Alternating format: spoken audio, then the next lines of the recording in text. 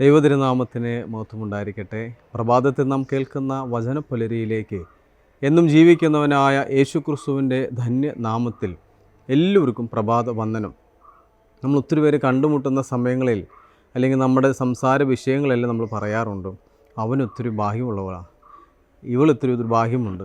ഭാഗ്യവാന്മാരെ നമ്മൾ തിരഞ്ഞു നടക്കുക. ആരൊക്കെയാണ് ഭാഗ്യം ലഭിക്കുന്നത്? ആരൊക്കെയാണ് ഭാഗ്യമുള്ളത് ഈ ഭൂമിയിൽ?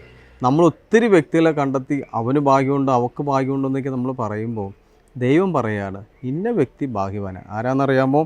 സങ്കീർത്തനം 32 അധ്യായം 1 വാക്യം, അനീതി ക്ഷമിച്ചും പാപങ്ങൾ മറച്ചു കിട്ടിയവൻ ഭാഗ്യവാനാണ്. അപ്പോൾ അനീതി ക്ഷമിക്കുക.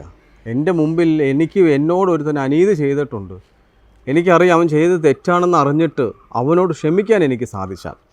രണ്ടാമത്, പാപങ്ങൾ മറച്ചു കിട്ടുക.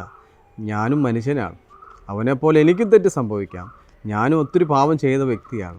എൻ്റെ പാപങ്ങൾ ദൈവം മറച്ചു തന്നിട്ടുണ്ടെങ്കിൽ, ക്ഷമിച്ചു തന്നിട്ടുണ്ടെങ്കിൽ, ഞാനാണ് പ്രിയമുള്ളവരെ ഈ ഭൂമിയിൽ ഏറ്റവും വലിയ ഭാഗ്യവാൻ. അതുകൊണ്ട് ഈ പ്രഭാതത്തിൽ ഞാൻ ഭാഗ്യവാനാണോ എന്ന് നീ അന്വേഷിക്കുക. അങ്ങനെയെങ്കിൽ അനീതി ക്ഷമിക്കാൻ നിനക്ക് സാധിക്കട്ടെ.